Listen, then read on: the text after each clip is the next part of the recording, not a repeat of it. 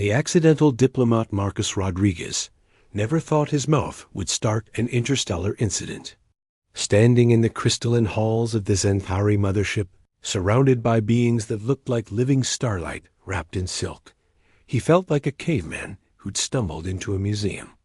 The translation device in his ear buzzed constantly, trying to keep up with the melodic clicks and hums of alien conversation. The Peace Summit was humanity's first real shot at joining the Galactic Council. Earth's representatives had spent months preparing, coaching Marcus on proper diplomatic protocols. Don't touch anything. Don't make sudden movements. Definitely don't comment on anyone's appearance. Then she walked in. Commander, Valera of the Zentari fleet moved like poetry in motion. Her luminescent skin shifted between silver and deep blue, and her 4 graceful arms gestured as she spoke. To her entourage. When she turned toward the human delegation, Marcus felt his breath catch. Her large, opalescent eyes met his across the room, and something inside him short-circuited.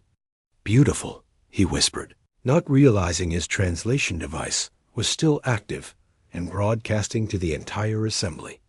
The reaction was immediate. Every Zentari in the room froze. The gentle humming of their conversation died. Valera's skin flashed bright gold, a color Marcus had never seen before. Her retinue stepped protectively around her, their own skin patterns shifting to warning reds and oranges. Ambassador Harrison, humanity's lead diplomat, grabbed Marcus's arm. What did you just do? He hissed. The chief Zentari translator, a tall being with skin like polished obsidian, approached with measured steps.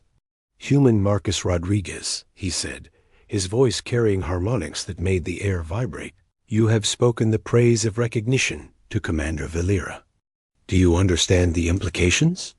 Marcus looked around the room, seeing confusion and concern on his fellow humans' faces, and something that might have been anticipation on the aliens. I complimented her. That's not allowed? The translators. Patterns shifted to what Marcus was learning meant deep consideration. Among the Zentari, the praise of recognition is not merely words.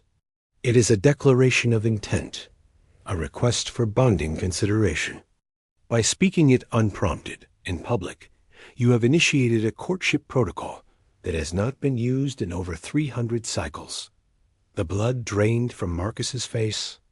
Courtship protocol? Commander Valera stepped forward, her entourage parting. Like water.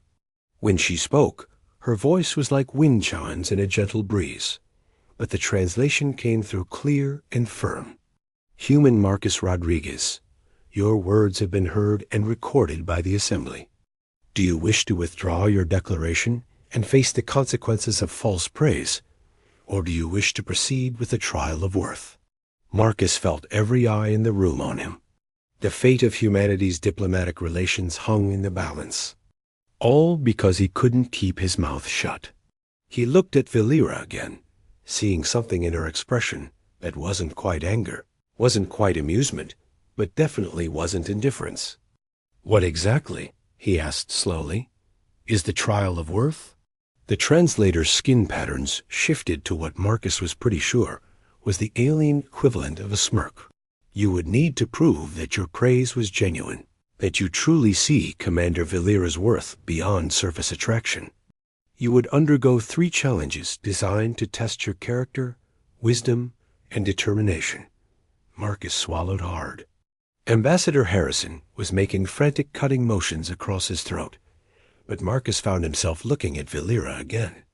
There was something in her stance, the way she held herself, that spoke of strength and intelligence, maybe even curiosity. And if I succeed? He asked.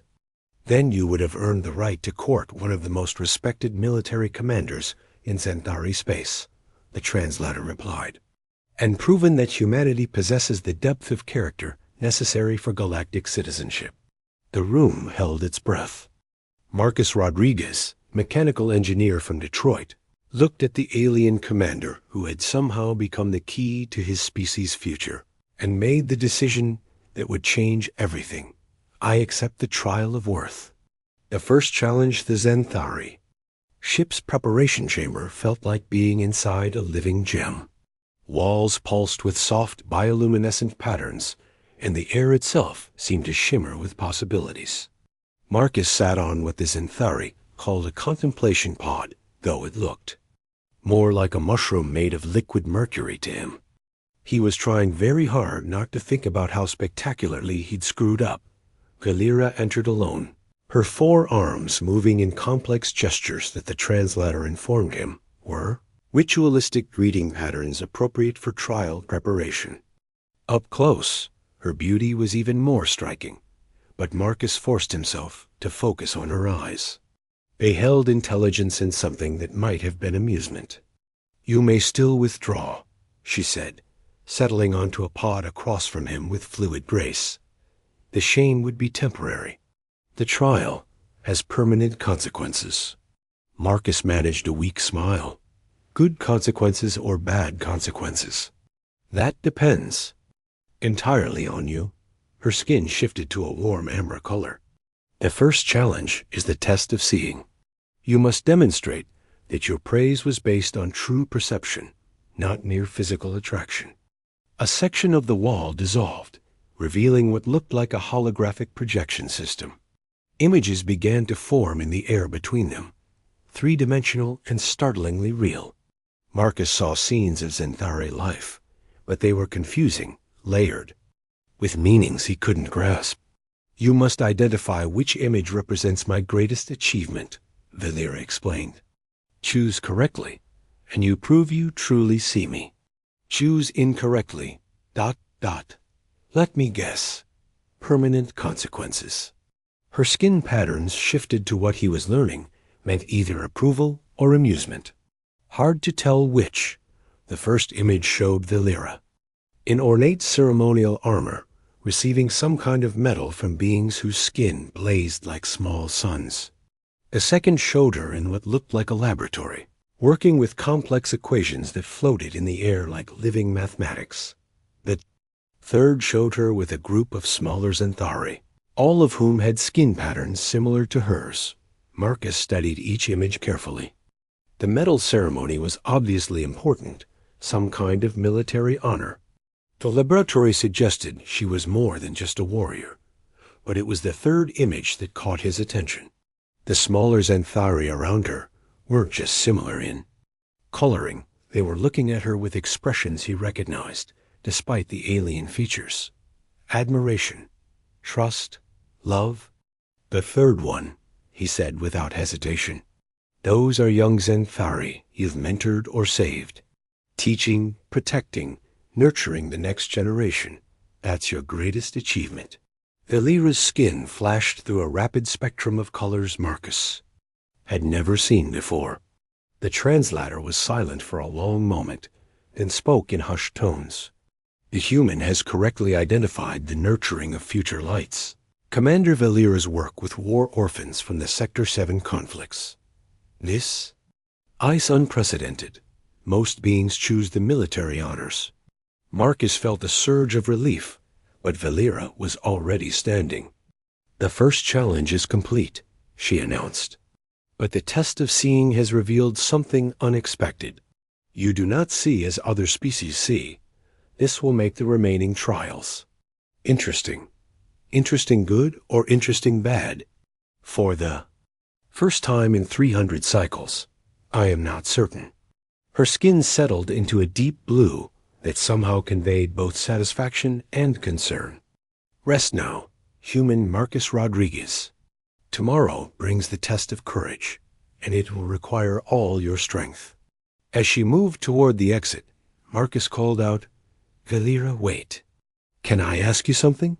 She paused, turning back. "You may. Why haven't you withdrawn the trial? You could end this any time. Save us both from whatever's coming." Her large eyes studied him for a long moment. When she spoke, her voice was softer, more personal than before. "Because in 300 cycles of military service, no being has ever looked at my proudest moment and seen what you saw. You looked past glory and achievement and saw ... care. Love. The protection of innocence. That's what strength really is, Marcus said quietly. Not the power to destroy, but the power to protect and nurture. Valera's skin flashed that brilliant gold again. Perhaps, she said, the praise of recognition was not as accidental as we thought. She left him alone with that thought, and the growing realization that he was in far deeper water than he'd ever imagined.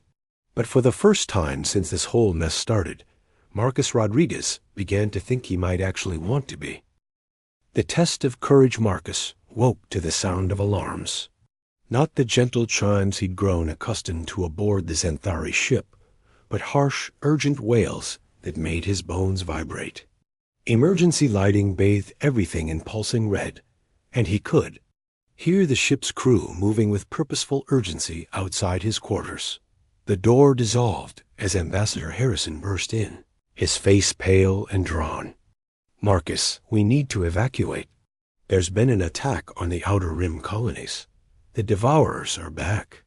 Even with his limited knowledge of galactic politics, Marcus knew that name. The Devourers were the nightmare species that had nearly wiped out 3 civilizations before disappearing into dark space 50 years ago. Silicon-based entities that consumed entire worlds, leaving nothing but empty husks floating in space. What does this have to do with my trial? Marcus asked, pulling on his clothes. The trial is suspended, Harrison said grimly. We're heading back to Earth. The Xanthari are mobilizing their entire fleet. But when they reached the evacuation bays, Valera was waiting for them. Her skin had shifted to deep purple, colors Marcus had learned indicated extreme stress or determination. Her 4 arms moved in rapid, complex patterns as she spoke with her officers. Commander, Harrison called out, we're ready for transport back to our ship. Valera turned to them, and Marcus saw something in her expression that made his stomach drop. I regret that is not possible, Ambassador Harrison. All civilian vessels have been commandeered for the evacuation of Kepler Station. 3 million beings, including many children from the outer colonies. Then we'll wait for the next transport, Harrison said. There will be no next transport. Valera's gaze shifted to Marcus. The Devourers move faster than our evacuation. Capabilities. Someone must hold them at the Kepler system, long enough for the evacuation to complete. I have volunteered my ship and crew. The weight of what she was saying hit Marcus like a physical blow. You're talking about a suicide mission. I am talking about the test of courage, Valera replied. Not as planned, but as fate has provided. You have proven you can see truly. Now you must prove you possess the courage to act on that sight. Will you remain with us, or will you take the safety I can still provide? Harrison grabbed Marcus's arm. Don't even think about it. You're not military. You're an engineer. An engineer who might be useful, Marcus said, surprised by the steadiness in his own voice. He looked at Valera. What do you need? Her skin flashed gold again, brighter than before. The Devourers consume technology, but they struggle with quantum resonance patterns. Our weapons are insufficient, but your human ships use quantum drives we do not fully understand. If we could modify our systems. Marcus was already thinking, his mind racing through possibilities. The quantum cascade effect. If we could sync your ship's power cores with a modified quantum drive signature, we might be able to create a resonance field that disrupts their feeding process. Theoretical, one of Valera's officers interjected, and dangerous. The power requirements could destroy our ships. Better than letting them eat 3 million people, Marcus shot back. He turned to Harrison. Get back to Earth. Tell them what's happening here. If we don't make it. Marcus, you're talking about staying for an alien military operation that has almost no chance of success. For people you've never met. To save colonies you can't even pronounce the names of.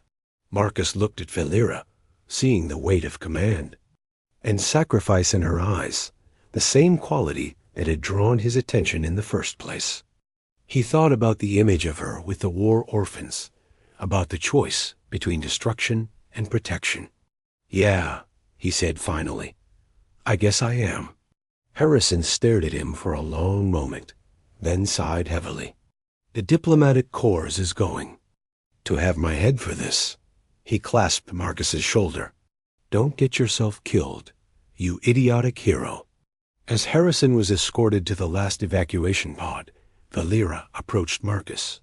"You understand that this choice likely means death? There will be no glory, no songs sung of this battle.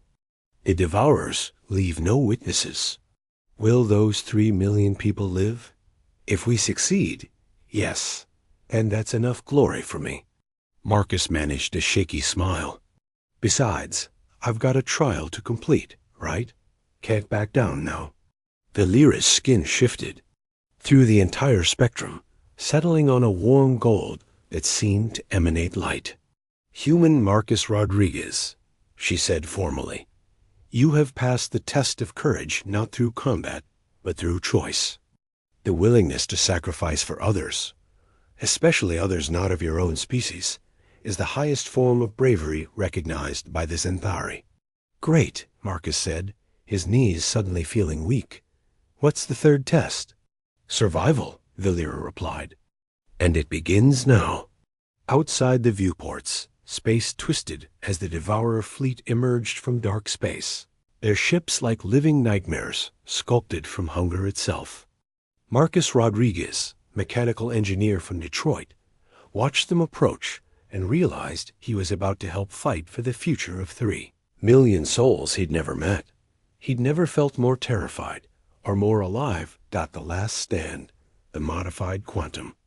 Resonance field hummed through the Zentari flagship like a living thing.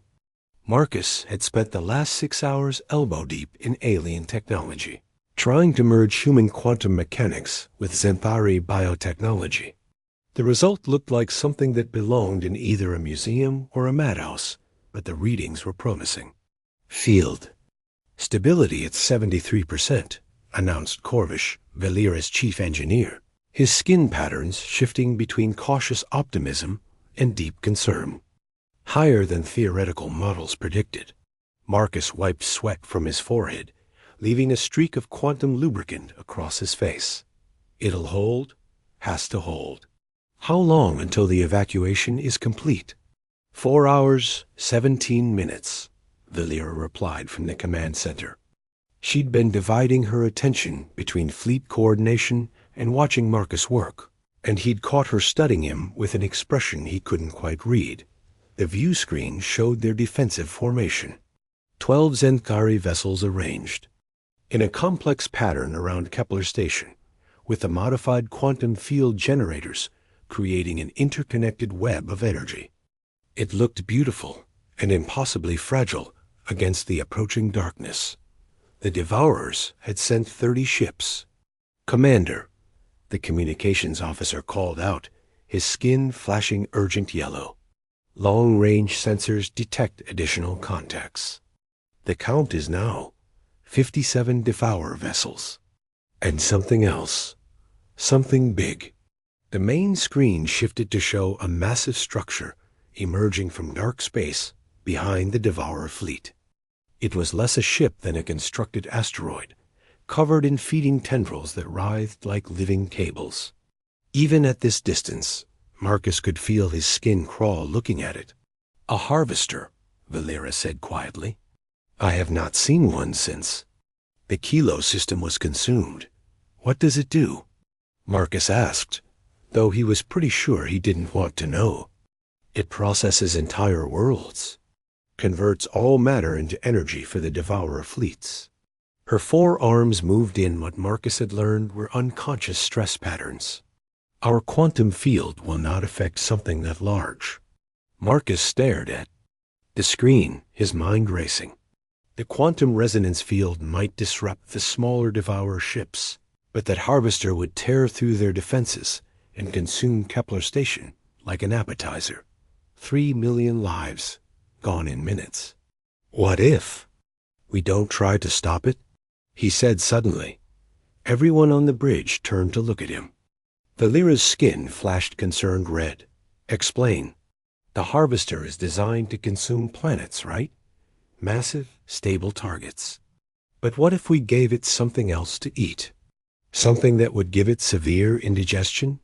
Marcus was already moving to the tactical display, his hands dancing over the holographic controls. Look at this. The quantum field generators aren't just defensive. They're creating a localized space-time distortion. If we collapse the field deliberately, at the right moment, Corvish's eyes widened, his skin shifting to odd white. A quantum implosion. The feedback would create a cascade effect. Exactly. We lure the harvester in close, let it start feeding on our quantum field, and collapse the entire array at once. The energy feedback should be enough to destroy it, maybe take out half their fleet with it. And us, Valera pointed out. Yeah, Marcus admitted. Probably us too.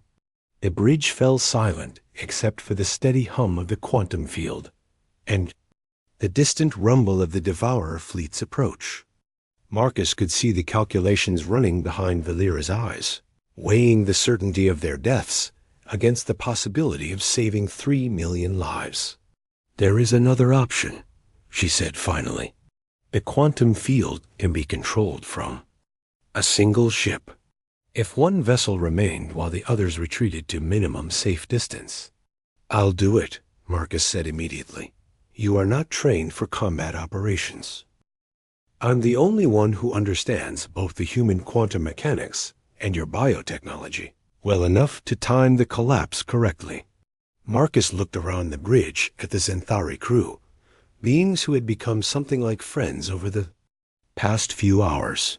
Besides, this whole mess started because I couldn't keep my mouth shut. Time I took responsibility for that.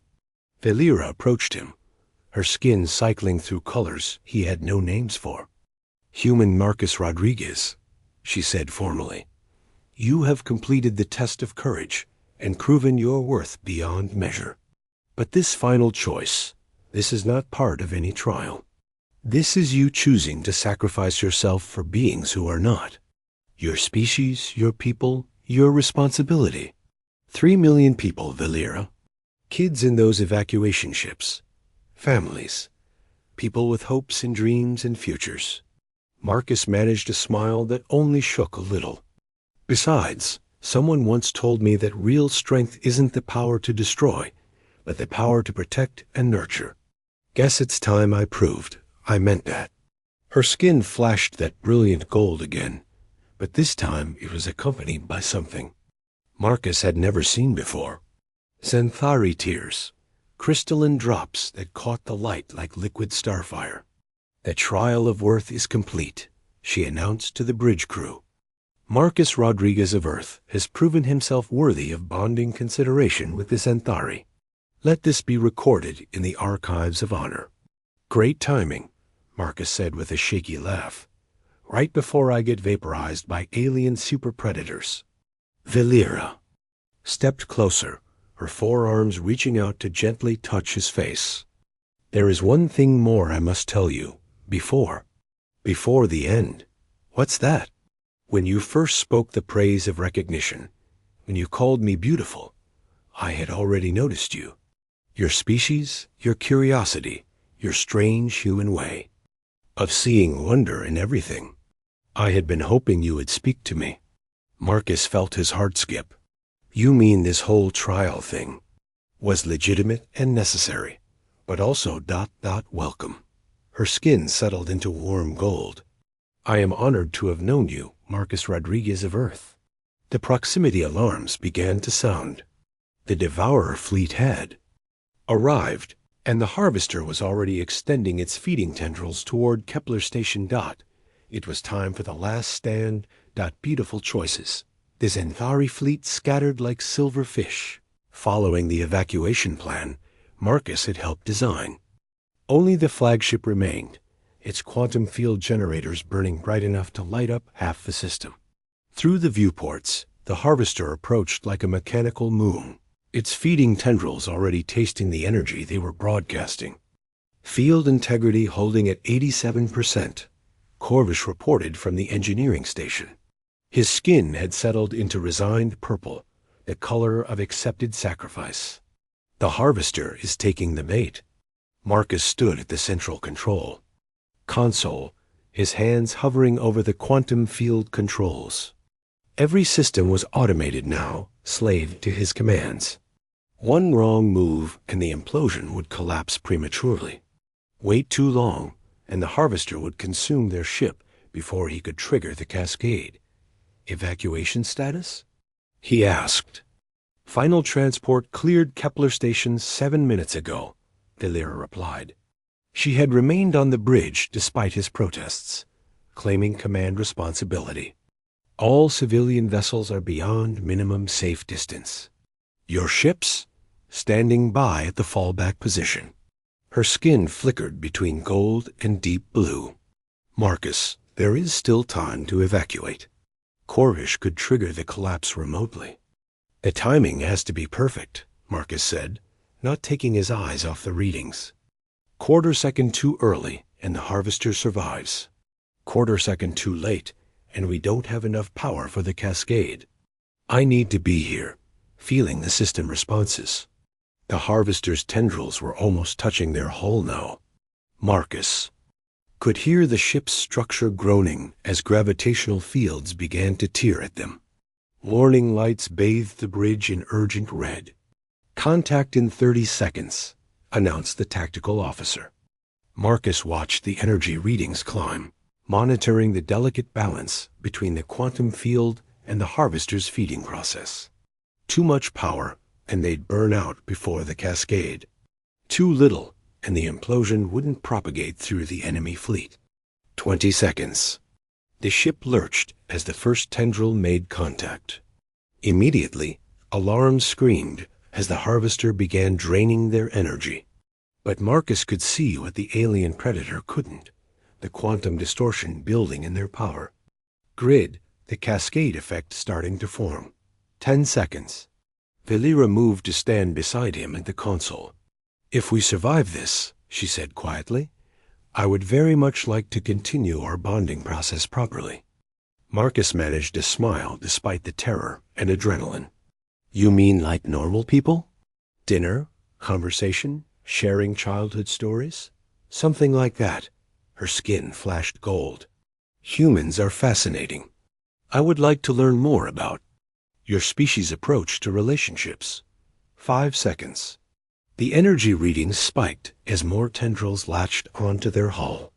The quantum field was starting to destabilize, but in exactly the way Marcus had calculated. The cascade was building, reality itself beginning to buckle under the controlled collapse of space-time. 3, 2, 1. Marcus slammed his hand down on the control panel. The universe turned inside out. For a moment that lasted eternity, Marcus felt the quantum field collapse inward on itself, pulling energy and matter and space into a single point of impossible density. The harvester's tendrils, still connected to their ship, became conduits for the cascade effect. The implosion propagated outward through the alien predator's nervous system like poison through veins.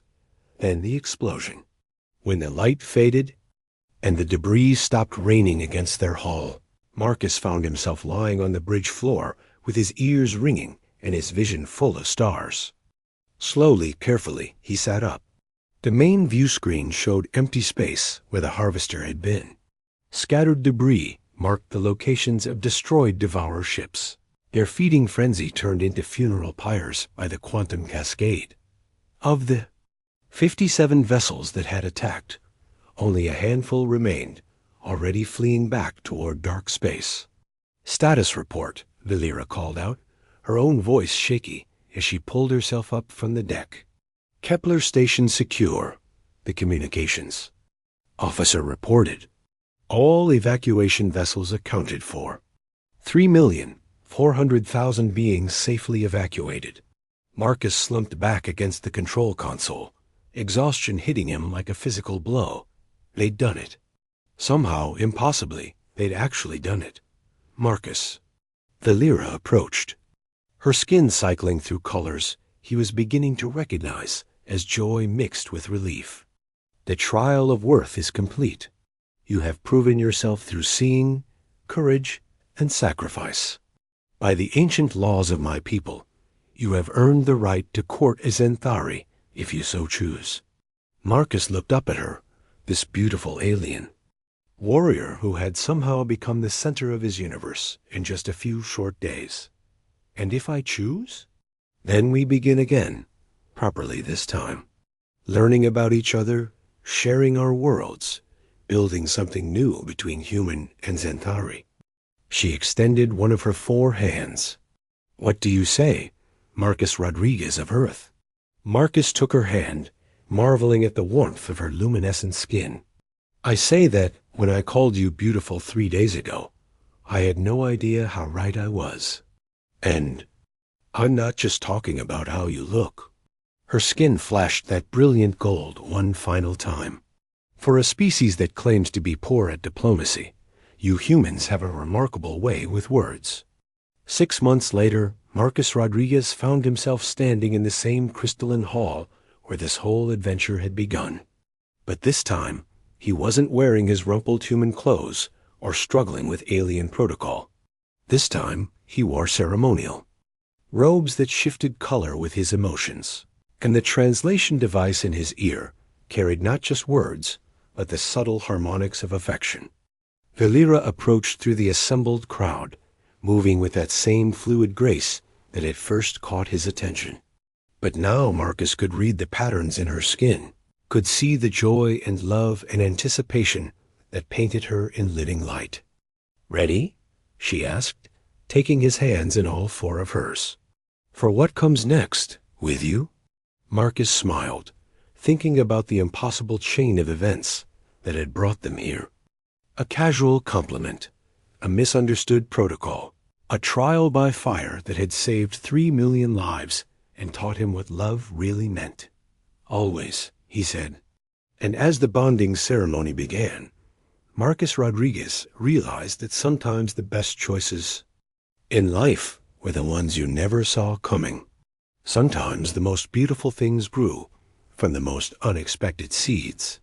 Sometimes all it took was the courage to mean what you said when you told someone they were beautiful.